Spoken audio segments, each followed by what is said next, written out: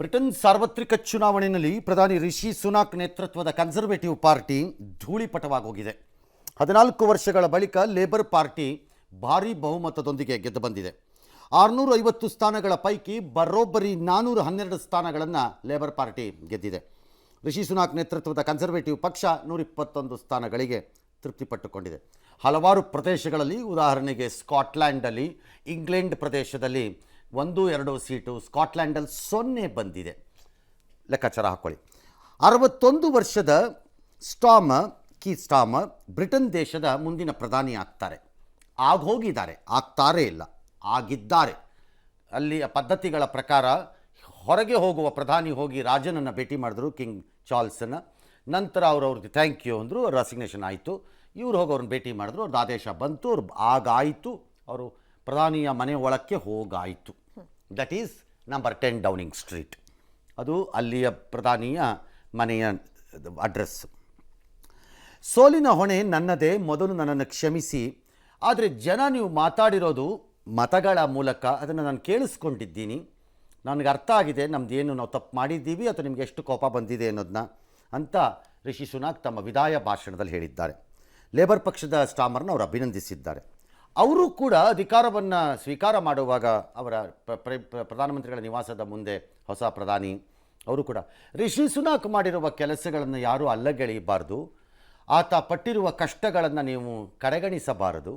ಆತನೂ ತುಂಬ ಕಷ್ಟಪಟ್ಟಿದ್ದಾರೆ ನಮ್ಮ ದೇಶಕ್ಕೆ, ಬದಲಾವಣೆಗೋಸ್ಕರ ಜನ ಈಗ ನಮಗೆ ಕೊಟ್ಟಿದ್ದಾರೆ ಅಷ್ಟೇ ಅಂತ ಅವರು ಹೇಳ್ಕೊಂಡಿದ್ದಾರೆ. 4.6 ಕೋಟಿ ಮತದಾರರಿರುವ ಬ್ರಿಟನ್ನಲ್ಲಿ ನಿನ್ನೆ ಮತದಾನ ನಡೆದಿತ್ತು. ಅರೌಂಡ್ 65% 67% ಅಷ್ಟು ವೋಟಿಂಗು ಆಗಿತ್ತು. England, Scotland, Wales, northern island ಅಲ್ಲಿ ಈ ಚುನಾವಣೆ ಎಲ್ಲ ಸೇರಿದ್ರೆ ಗ್ರೇಟ್ ಬ್ರಿಟನ್ನು. ಇವರು ಗೆದ್ದ ಹಿನ್ನೆಲೆಯಲ್ಲಿ ಅವರು ಈ ಹಿಂದೆ ಹಿಂದೂ ದೇವಾಲಯಗಳಿಗೆಲ್ಲ ಹೋಗಿ ಪೂಜೆ ಮಾಡಿದ್ದ ಫೋಟೋಗಳೆಲ್ಲ ವೈರಲ್ ಆಗಿದೆ. ಕಾರಣ ಭಾಳ ಸರಳ. ಲೇಬರ್ ಪಾರ್ಟಿ ತನ್ನ ಅಧಿಕಾರವನ್ನು ಕಳೆದುಕೊಂಡು ಬ್ರಿಟನ್ನಲ್ಲಿ 14 ವರ್ಷ ಆಗೋಗಿತ್ತು. ಕನ್ಸರ್ವೇಟಿವ್ಗಳು ಅಂದರೆ ರಿಷಿ ಸುನಾಕ್ ಪಕ್ಷ ಏನಿದೆ, ಅವರು ಮುಖ್ಯಸ್ಥರಾಗಿದ್ದ ಪಕ್ಷ, which is earlier with Johnson, ಇವರೆಲ್ಲ ಇದ್ದಿದ್ದ ಜಾಗ, ಲಿಝು ಎಲ್ಲ ಇದ್ದಿದ್ದು, ಆ ಪಕ್ಷ ಎಂಥ ಡಾಮಿನೇಷನ್ಗೆ ಬಂದುಬಿಟ್ಟಿತ್ತು ಅಂತಂದರೆ ಬ್ರಿಟನ್ನಲ್ಲಿ ಸಾಧ್ಯನೇ ಇಲ್ಲ ಇನ್ನು ಲೇಬರ್ ಪಾರ್ಟಿ ಎದ್ದೇಳಕ್ಕೆ ಅನ್ನೋ ಪರಿಸ್ಥಿತಿ. ಯಾರಿಗಾರು ಅರ್ಥ ಆಗ್ತಿದೆಯಾ ಈ ದೇಶದಲ್ಲದು? ಸಾಧ್ಯನೇ ಇಲ್ಲ ಅಂತ. ಕಳೆದ 3 ಚುನಾವಣೆಗಳಲ್ಲೂ ಅದು ಸೋತು ನೆಲ ಕಚ್ತಾ ಇತ್ತದು.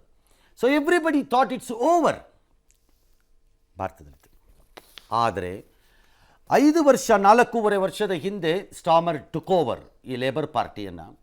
ಲೇಬರ್ ಪಾರ್ಟಿಯ ಆಲೋಚನೆಗಳನ್ನೇ ಬದಲಾಯಿಸ್ಕೊತಾ ಹೋದರು. ಲೇಬರ್ ಪಾರ್ಟಿಯ ಆಲೋಚನೆಗಳನ್ನೇ ಬದಲಾಯಿಸ್ತಾ ಹೋದರು. ದೇಶಕ್ಕೆ ಚೇಂಜ್ ಬೇಕು ಅಲ್ಲ ಅವ್ರು ಕೇಳಿದ್ದು, ಲೇಬರ್ ಪಾರ್ಟಿನೇ ಬದಲಾಯಿಸ್ತಾ ಬಂದರು. ಅದರ ಆಲೋಚನೆ, ಥಿಂಕಿಂಗು ಎಲ್ಲ ಅದರ ಭಾಗವೇ ಹಿಂದೂ ದೇವಸ್ಥಾನಕ್ಕೆ ಹೋಗಿದ್ದು, ಇಮಿಗ್ರೇಷನ್ ಪಾಲಿಸಿಗಳಲ್ಲಿ ಬಂದಿದ್ದು, ಹಲವಾರು ರೀಸನ್ಸಲ್ಲಿ he started changing the Labour Party. ಜನ ಅಕ್ಸೆಪ್ಟ್ ಮಾಡಿಕೊಂಡ್ರು. ಹಾಗಾಗಿ ಜನ ಈ ಫಲಿತಾಂಶವನ್ನು ಕೊಟ್ಟಿದ್ದಾರೆ ಈಗ 14 ವರ್ಷಗಳ ಬಳಿಕ.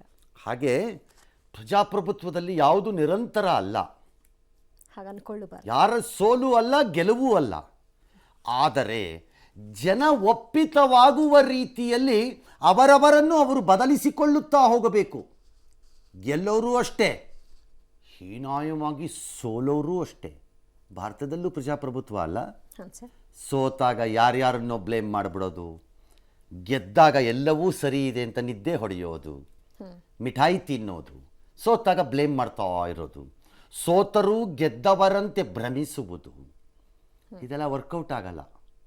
ಬ್ರಿಟನ್ನಿನ ಚುನಾವಣೆ ಭಾರತದಲ್ಲಿ ಬಹುಶಃ ಅಟ್ಲೀಸ್ಟ್ 1-2 ಪಕ್ಷಗಳಿಗಾದರೂ ಪಾಠ ಹೇಳಿದೆ ಅಂತ ನಾನು ಅಂದ್ಕೊಂಡಿದ್ದೀನಿ. ಅವ್ರು ಅರ್ಥ ಮಾಡಿಕೊಂಡ್ರೆ ಅವ್ರಿಗೆ ಬಿಟ್ಟಿತ್ತು. ಸತ್ಸಂಗ ದುರಂತದಲ್ಲಿ ಮಡಿದವರ ಕುಟುಂಬಸ್ಥರಿಗೆ ಯುರೋಪಲ್ಲಿ ಯಾಕೆ ಬ್ರಿಟನ್ನಿನ ಈ ಲೇಬರ್ ವಿಕ್ಟ್ರಿ ವಿಚಿತ್ರವಾದ ಸನ್ನಿವೇಶಗಳನ್ನು ಸೃಷ್ಟಿ ಮಾಡ್ತಾ ಇದೆ ಅಂತಂದರೆ, ಬ್ರೆಕ್ಸಿಟಲ್ಲಾಗಿ ಅವ್ರು ಯುರೋಪಿಯನ್ ಯೂನಿಯನ್ನಿಂದ ಆಚೆ ಬಂದಿರೋ ದೇಶ, ಅತ್ಯಂತ ಹೀನಾಯವಾಗಿದೆ ಅವ್ರದ್ದು economy. There economy is very bad. Job ಇಲ್ಲ, ಹೌಸಿಂಗ್ ಇಲ್ಲ. ಗ್ರೇಟೆಸ್ಟ್ ಇಶ್ಯೂಗಳು ಅವ್ರದ್ದಲ್ಲಿ ಇಮಿಗ್ರೇಷನ್, ಇಲ್ಲೀಗಲ್ ಇಮಿಗ್ರೆಂಟ್ಸು ಬಾಯಿಗೆ ಬಂದಂಗೆ ತುಂಬಿಕೊಂಡಿದ್ದಾರೆ. ಇಲ್ಲಿ ಹೇಳ್ತಾರಲ್ಲ, CAA ಮಾಡಿದಾಗ ಎಲ್ಲರಿಗೂ ಕೊಡಿ ಅಂತ ಬಡ್ಕೋತಾರಲ್ಲ ಇಲ್ಲಿ ಲಬಲಬೋ ಅಂತ. ಅಲ್ಲಾಗಿರೋದು ನಾವು ನೋಡ್ಕೊಂಬನ್ನಿ. ಆವಾಗವಾಗ ಹವಾ ತಗೊಳ್ಳೋಕ್ಕೆ ಕೆಲವ್ರು ಹೋಗ್ತಿರಲ್ಲ, ಲಂಡನ್ನು ಬೇರೆ ಬೇರೆ ಕಡೆ. ಹಾಗಾಗಿ ವಿಪರೀತ ಸಮಸ್ಯೆಗಳಲ್ಲಿರುವ ದೇಶ ಅದು. ಎಸ್. ಸಣ್ಣ ಸಮಸ್ಯೆ ಅಲ್ಲ. It has to rebuild. Infrastructure is crumbling ಎಲ್ಲ. ಆದರೆ ಅದೇ ಯುರೋಪ್ನಲ್ಲಿ ಬಲಪಂಥೀಯ ಪಕ್ಷಗಳು ಅಧಿಕಾರಕ್ಕೆ ಬರ್ತಾ ಇವೆ. ಟೇಕ್ ಜರ್ಮನಿ, ಮೊನ್ನೆ ಇಟಲಿ ವಾಪಸ್ ಗೆದ್ದರು ಯುರೋಪಿಯನ್ ಯೂನಿಯನ್ನಲ್ಲಿ. All right parties. ಜರ್ಮನಿ ಹಿಂದೆಂದೂ ಕಾಣದ ರೀತಿಯಲ್ಲಿ ಸೋತಿದ್ದಾರೆ. ಅಲ್ಲಿ ಕನ್ಸರ್ವೇಟಿವ್ಸ್ ಗೆಲ್ಲಬೇಕಾದವರು ರೈಟ್ ವಿಂಗ್ ಬಂದಿದೆ. ಫ್ರಾನ್ಸ್ ಹೊಸ ಎಲೆಕ್ಷನ್ಗೆ ಹೋಗಿದ್ದಾರೆ ಮೊನ್ನೆ. ರನ್ ಆಫ್ ಎಲೆಕ್ಷನ್ ನಡಿಬೇಕೀಗ. ಎಲ್ಲ ಕಡೆ ಹಂಗಾಗ್ತಾ ಇದೆ. ಅದರ ಮಧ್ಯೆ ಇವರು ಇಲ್ಲಿ ಬಂದಿದ್ದಾರೆ. ಹಾಗಾಗಿ ಮೆಸೇಜ್ಗಳು ಯಾವುದೋ ದೇಶದಲ್ಲಿ ಚುನಾವಣೆ ನಡೀತು ಅಂದಾಗ ನಮಗೆ ಸಂಬಂಧವಿಲ್ಲ ಅಂತ ಅನ್ಕೋಬೇಕಾಗಿಲ್ಲ.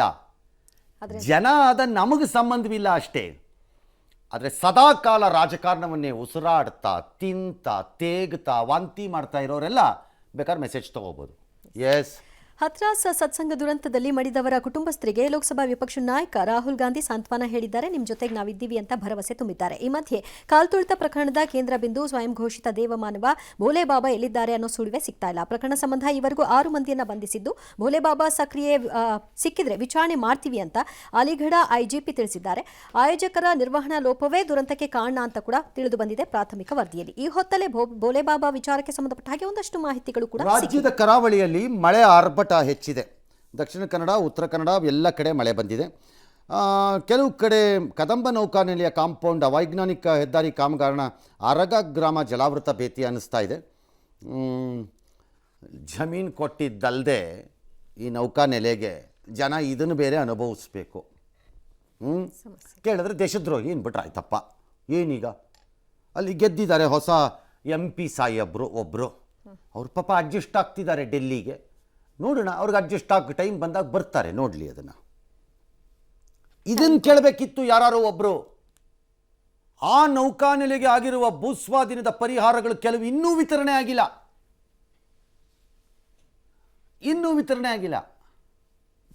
ಅದು ಯಾವಾಗ? ಇನ್ನು ಕಾರವಾರದಲ್ಲೆಲ್ಲ ಒಂದು ಹೆಬ್ಬಾವು ಕಾಣಿಸ್ತಂತೆ. ಏನು ಜನ ಹೆದರ್ಕೊಳ್ಳಲ್ಲ ಅನ್ಸುತ್ತೆ ಹೆಬ್ಬಾವಿಗೆಲ್ಲ. ಡೇ ಟು ಡೇ ಲೈಫಲ್ಲಿ ಅಂತೆಂಥ ಹೆಬ್ಬಾವುಗಳು ನೋಡ್ತಿದ್ದಾರೆ ಅವರು. ತಿಂದು ನುಂಗುಬಿಟ್ಟು ಗೊತ್ತಾಗ್ದಂಗೆ ಸೈಲೆಂಟಾಗಿ ಮಲ್ಕೊಳ್ಳೋ ಹೆಬ್ಬಾವುಗಳು ಎಂತೆಂಥವು ನೋಡ್ತಿಲ್ವಾ ಕಳೆದ 2-3 ತಿಂಗಳಿಂದ ನಾವು ಎಂತೆಂಥ ಹೆಬ್ಬಾವುಗಳನ್ನು. ಅವಕ್ಕೂ ಹೆದರ್ಕೊಂಡು ಫಾರೆಸ್ಟ್ ಕೊಟ್ಟೋಗಿರ್ಬೇಕು ಅವ್ರು ಒರಿಜಿನಲ್ ಹೆಬ್ಬಾವುಗಳೆಲ್ಲ. KRS ಅಲ್ಲಿ 23 TMC ನೀರಾಗಿದೆ. ಇವು 49ಕ್ಕೆ. ಕಬಿನಿನಲ್ಲೊಂದು 17, 19ಕ್ಕೆ. ಭಾಳ ವ್ಯತ್ಯಾಸ ಏನಾಗಿಲ್ಲ ಎಲ್ಲೂ. ಎಲ್ಲ ಕಡೆ ಮಳೆ ಬರ್ತಿದೆ, ಬಟ್ ಇನ್ಫ್ಲೋಗಳೇನು ಭಾಳ ಇದ್ದಂಗಿಲ್ಲ. ಎಕ್ಸೆಪ್ಟ್ ಆಲಮಟ್ಟಿ ಆ್ಯಂಡ್ ಲಿಂಗನಮಕ್ಕಿ ಎರಡರಲ್ಲಿ ಒಂದು ಡೀಸೆಂಟ್ ಲೆವೆಲ್ಗೆ ಬಂದಂಗಿದೆ. 44,000 53,000 ಕ್ಯೂಸೆಕ್ ಒಳಕ್ಕೆ ನೀರು ಬರ್ತಾ ಇದೆ. Let's see ಮುಂದೇನಾಗುತ್ತೆ. PUCಯಲ್ಲಿ 97% ಅಂಕ ಪಡೆದಿದ್ದ ಗ್ರಾಮೀಣ ಪ್ರತಿಭೆ ಔರಾ ತಾಲೂಕಿನ ನಾರಾಯಣಪುರದ ಅಂಬಿಕಾ ಅವರ ನೀಟ್ ತರಬೇತಿಗೆ ನಿಮ್ಮ ಪಬ್ಲಿಕ್ ಟಿವಿ ಬೆಳಕು ಕಾರ್ಯಕ್ರಮದ ಮೂಲಕ ನೆರವಾಗಿದೆ. 22ನೇ ತಾರೀಕು ಪ್ರಸಾರ ಆಗಿತ್ತು ಕಾರ್ಯಕ್ರಮ. ಬೀದರ್ನ ಶಾಹೀನ್ ಶಿಕ್ಷಣ ಸಂಸ್ಥೆಯ ಅಧ್ಯಕ್ಷ ಅಬ್ದುಲ್ಲಾ ಖಾದಿರ್ ಅವರು ಶಾಹೀನ್ ಶಿಕ್ಷಣ ಸಂಸ್ಥೆ 2 ಲಕ್ಷ ಮೌಲ್ಯದ 1 ವರ್ಷದ ಉಚಿತ ನೀಟ್ ತರಬೇತಿ ಕೊಡ್ತೀವಿ ಅಂತ ಭರವಸೆ ಕೊಟ್ಟಿದ್ರು. ಅದು ಇವತ್ತಿಂದ ಶುರು ಆಗಿದೆ. ಜೊತೆಗೆ ವಸತಿ ವ್ಯವಸ್ಥೆಯನ್ನು ಕೂಡ ಕಲ್ಪಿಸಿದ್ದಾರೆ. ವಿದ್ಯಾರ್ಥಿ ಖುಷಿಯಾಗಿದ್ದಾರೆ. ರಂಗನಾಥ್ ಸರ್ ಅವ್ರು ಹೆಲ್ಪ್ ಮಾಡಿದ ಸಲಕ್ ನಾ ಇಲ್ಲಿ ಬಂದು ನೀಟ್ ಓದ್ಲತ್ತೆ, ಮುಂದೆ ಡಾಕ್ಟರ್ ಆಯ್ತಂಬದು ನನ್ನ ಆಸೆದ ಆಯ್ತಾ. ಅವ್ರು ಹೆಲ್ಪ್ ಮಾಡಿದ ಸಲಕ್ ಅವ್ರಿಗೆ ಧನ್ಯವಾದ ಸರ್. ಲಕ್ಷ ಕೊಡ್ಬೇಕಾಗಿತ್ತು, ಇಲ್ಲ ಆಗಲ್ಲ, ನಮ್ಲಿಂದ ಗರೀಬರು ಇದ್ದೆವು, ಇಲ್ಲಿ ಫ್ರೀ ಹಚ್ಕೊಟ್ಟಿನ ಸಲಕ್ ಚಂದಾಗ್ಯದ ಅಂತ. HR ರಂಗನಾಥ್ ಅವರಿಗೆ ಮಾತಾಡಿದೆ. ನಾವು ಪ್ರಾಮಿಸ್ ಮಾಡಿದೆ ಅವರಿಗೆ ಅಂಬಿಕಾ ಅಡ್ಮಿಷನ್ ಬೀದರ್ ಶಾಹೀನಲ್ಲಿ ಕಂಪ್ಲೀಟ್ ಫ್ರೀ ಮಾಡಿದೆ. ಅವರಿಗೆ ನೀಟ್ ಪ್ರಿಪ್ರೇಷನ್ ಮಾಡ್ಲಿಕ್ಕೆ ನಮ್ಮದು ಜವಾಬ್ದಾರಿ. ಅವರು ಗೌರ್ಮೆಂಟ್ ಮೆಡಿಕಲ್ ಸೀಟ್ ತಗೋಬಹುದು ಫ್ಯೂಚರ್ನಲ್ಲಿ. Beautiful, thank you. ಓಕೆ, ಬೆಂಗಳೂರಿನ ಚಾಮರಾಜಪೇಟೆಯ ಮೊರಾರ್ಜಿ ದೇಸಾಯಿ ವಸತಿ ಶಾಲೆಗೆ ದಿಢೀರ್ ಭೇಟಿ ಕೊಟ್ಟ ಮುಖ್ಯಮಂತ್ರಿಗಳು ಇವತ್ತು ಸ್ವಲ್ಪ ಹೊತ್ತು ಕನ್ನಡದ ಮೇಷ್ಟ್ರಾಗಿದ್ದರಂತೆ. ಊಟ ವಸತಿ ಎಲ್ಲ ಚೆನ್ನಾಗಿದೆಯಾ ಅಂತ ಮಕ್ಕಳನ್ನ ಕೇಳಿದ್ರಂತೆ. ಮಕ್ಕಳೊಂದಿಗೆ ಕೂತ್ಕೊಂಡು ಊಟ ಮಾಡಿದ್ರಂತೆ. ಅದೆಲ್ಲ ಗುಡ್, ವೆರಿ ಗುಡ್ ನನ್ನ ಪ್ರಕಾರ. ಆಮೇಲೆ ಅಡುಗೆ ಸಹಾಯಕಿನ ಕರೆದು ಮುದ್ದೆ ಇನ್ನೂ ಬೇಯಿಸ್ಬೇಕಮ್ಮ, ದಿನ ಹಿಂಗೆ ಮಾಡ್ತೀರಾ, ಅರ್ಧಂಬರ್ಧ ಬೆಂದಿದೆ ಅಂತೆಲ್ಲ ಚೆನ್ನಾಗಿ ಬೇಯಿಸ್ಬೇಕು ಅಂತೆಲ್ಲ ಹೇಳಿದ್ರಂತೆ. ಅಯ್ಯೋ ರಾಮ, ಇನ್ನೂ ಜೋರಾಗಿ ಹೇಳಬೇಕಿತ್ತು. ಮುದ್ದೆನ ಅಡ್ಡಂಬಡ್ಡೆ ಬೇಯಿಸ್ಬಿಟ್ಟು ಕೊಟ್ಟರೆ ಹೊಟ್ಟೆ ನೋವು ಬರುತ್ತೆ, ಆಮೇಲೆ ಬೇದಿ ಆಗುತ್ತೆ. ಮುದ್ದೆ ಮಾಡೋಕ್ಕೆ ಬರದೇ ಇದ್ದವ್ರನ್ನೆಲ್ಲ ಯಾಕೆ ಮುದ್ದೆ ಮೆನುವಿಂದ ತೆಗೆದುಬಿಡಿ, ಮಾಡೋಕ್ಕೆ ಬರದೇ ಇದ್ರು ಅವ್ರುಗಳಿಗೆ. ಎರಡನೇದು CM ಸಾಹೇಬರು ಹೋಗಿದ್ದ ಕಡೆ ಕನ್ನಡದ ಮೇಸ್ಟರ್ ಆಗ್ತಾರೆ. ಗುಡ್, ವೆರಿ ಗುಡ್, ಅದು ಆಗಲಿ, ತಪ್ಪಲ್ಲ. ಸಾಮಾನ್ಯವಾಗಿ ವ್ಯಾಕರಣ ಗೀಕರಣ ಹೇಳ್ತಾರೆ. ಬಟ್ ನನ್ನ ಎಕ್ಸ್ಪೆಕ್ಟೇಷನ್ ಏನಂದರೆ ಮುಖ್ಯಮಂತ್ರಿಗಳು ಅಲ್ಲಿ ಹೋದಾಗ ಸ್ವಚ್ಛತೆ, ಅದರಲ್ಲೂ ಈ ಮಕ್ಕಳಿಗೆ, ಯಾಕಂದರೆ ಈ ಮೊರಾರ್ಜಿ ಶಾಲೆ ಮಕ್ಕಳ ಬಗ್ಗೆ ನನಗೆ ಹೊಸದಾಗಿ ಇತ್ತೀಚೆಗೆ ಕೆಲವು ಕತೆಗಳನ್ನು ಕೇಳಿದ ಮೇಲೆ ಆಯಾ ಶಾಲೆಗಳ ಕತೆನ ನನಗೆ ವಿಪರೀತ ವಿಶ್ವಾಸ ಬರೋಕ್ಕೆ ಸ್ಟಾರ್ಟ್ ಆಗಿಬಿಟ್ಟಿದೆ ಆ ಕಾಲೇಜ್ ಮೇಲೆ, ಅಯ್ಯೋ ಆ ಸ್ಕೂಲ್ ಮೇಲೆ. ಭಾಳ ಕಡೆ ಚೆನ್ನಾಗಿ ನಡೀತಿದೆ ಅನ್ನೋ ವರದಿಗಳು ಬರೋಕ್ಕೆ ಸ್ಟಾರ್ಟ್ ಆಗಿಬಿಟ್ಟಿದೆ. ಓಕೆ. ತುಂಬ ಚೆನ್ನಾಗಿ ನಡೆಸ್ತಿದ್ದಾರೆ ಕೆಲವು ಕಡೆ ಹೆಡ್ ಮಾಸ್ಟರ್ಗಳು, ವೆರಿ ವೆಲ್ ಡನ್. ಹಾಗಾಗಿ ಆ ಮಕ್ಕಳಿಗೆ ನೀವು ಸ್ವಚ್ಛತೆ, ಪರಿಸರ, ಕಾಂಪಿಟೇಟಿವ್ ಎಕ್ಸಾಮ್ಸು ಇದ್ರ ಬಗ್ಗೆನೂ ಮಾತಾಡಬೇಕು. ಹೋದಾಗೆಲ್ಲ ಬರೀ ವ್ಯಾಕರಣದ ಜೊತೆಗಿದೆಲ್ಲ ಹೇಳಿ, ಬರೀ ವ್ಯಾಕರಣನೇ ಹೇಳಬೇಡಿ. ಹೌದು. ಎಸ್. ನೀಟ್ ಪರೀಕ್ಷೆನ ರದ್ದು ಮಾಡಲ್ಲ, ನೀಟ್ ಪರೀಕ್ಷೆ ರದ್ದು ಮಾಡೋದು ಸರಿಯಲ್ಲ. ಇದು ಪ್ರಾಮಾಣಿಕವಾಗಿ ಕೂಡಿದ ಅಭ್ಯರ್ಥಿಗಳ ಪ್ರಯೋಜನಗಳಿಗೆ ಹೊರತ ನೀಡುತ್ತೆ. ಇದರ ಬದಲಾಗಿ ಪಾರದರ್ಶಕತೆಯಿಂದ ಪರೀಕ್ಷೆಗಳನ್ನು ನಿರ್ವಹಿಸುವಂತೆ ನಾವು ಮಾಡ್ತೀವಿ ಅಂತ ಸುಪ್ರೀಂ ಕೋರ್ಟ್ಗೆ ಕೇಂದ್ರ ಸರ್ಕಾರ ಪ್ರಮಾಣ ಪತ್ರವನ್ನು ಸಲ್ಲಿಸಿದೆ. ಈಗಾಗಲೇ 6 ಆರೋಪಿಗಳನ್ನು ಬಂಧಿಸಿದ್ದೀವಿ. ದೊಡ್ಡ ಮಟ್ಟದಲ್ಲಿ ಅಕ್ರಮ ನಡೆದಿರೋದು, ಅದಕ್ಕೆ ಸಂಬಂಧಪಟ್ಟ ಹಾಗೆ ಸಾಕ್ಷ್ಯಗಳು ಸಿಕ್ಕಿಲ್ಲ. ಹೀಗಿರುವಾಗ ಪರೀಕ್ಷೆಯನ್ನು ರದ್ದು ಮಾಡೋದು ಸರಿಯಲ್ಲ ಅಂತ ಕೇಂದ್ರ ತಿಳಿಸಿದೆ. ಜೊತೆಗೆ ನೀಟ್ PG ಪರೀಕ್ಷೆಯನ್ನು ಆಗಸ್ಟ್ 11ರಂದು ನಿರ್ವಹಣೆ ಮಾಡ್ತೀವಿ. ದೊಡ್ಡ ಪ್ರಮಾಣದಲ್ಲಿ ಸಣ್ಣ ಪ್ರಮಾಣದಲ್ಲಿ ಅಂತೇನಿಲ್ಲ. ಒಂದೇ ಒಂದು MBBS ಸೀಟನ್ನ ಒಬ್ಬ ಕಚಡಾ ಫೆಲೋ ಅಕ್ರಮವಾಗಿ ಪಡ್ಕೊಂಡ್ರು ಅದು ತಪ್ಪೇ. ಒಂದು ಒಳ್ಳೆ ಮಗುಗೆ ಸಿಗಬೇಕಾಗಿದ್ದು. ಪಾರದರ್ಶಕವಾಗಿ ಫುಲ್ ಪ್ರೂಫ್ ಆಗಿ ನಡೆಸೋಕ್ಕೆ ಯೋಗ್ಯತೆ ಇದ್ದರೆ ನಡೆಸಬೇಕು ಕೇಂದ್ರ ಸರ್ಕಾರ. ಇಲ್ಲಿ ನಮ್ಮ ಕೈಲಿ ಆಗಲ್ಲ ಅಂತೇಳಿ ಕೈ ತೊಳ್ಕೊಳ್ಳಿ. ಭಾರತದ ಭವಿಷ್ಯ ದೇಶ, 4ನೇ ಶಕ್ತಿ ರಾಷ್ಟ್ರ, 5ನೇ ರಾಷ್ಟ್ರ, 6 ಟ್ರಿಲಿಯನ್ ರಾಷ್ಟ್ರ, 76 ಇದು ರಾಷ್ಟ್ರ. ಅದೆಲ್ಲ ಒಂದು ನೆಟ್ಗೆ ಎಕ್ಸಾಮ್ ಮಾಡೋದು ಕಲ್ತ್ಕೊಳ್ಳಿ ಫಸ್ಟು ಎಲ್ಲರಿಗೂ. T20 ವಿಶ್ವಕಪ್ ಟೀಮ್ ಗೆದ್ದಿತ್ತು. ನಿನ್ನೆ ಅವ್ರಿಗೆ ಮೋದಿನ ಭೇಟಿ ಮಾಡಿದ್ರು. ಅಲ್ಲಿ ಮೋದಿಯವರು ಯಾರ್ಯಾರ ಜೊತೆನೂ ಮಾತಾಡಿದ್ರಂತೆ, ಅಲ್ಲಿ ಎಲ್ಲರ ಜೊತೆನೂ. ಅದರ ಬಗ್ಗೆ ಇವತ್ತೇನೋ ಅದೊಂದಷ್ಟು ರಿಲೇಟೆಡ್ ವಿಡಿಯೋಗಳನ್ನು ರಿಲೀಸ್ ಮಾಡಿದ್ದಾರೆ. ಎಸ್. वो पिच मेरे लिए बहुत ये था कि उस पिच पे हमने जो भी हमने किया उस पिच पे किया, तो इसलिए वो बस उस मोमेंट पे वो हो गया मेरे से. हम लोगों ने, पूरे टीम ने इस चीज़ के लिए इतना मेहनत किया था और वो मेहनत हमारी रंग लाई उस दिन.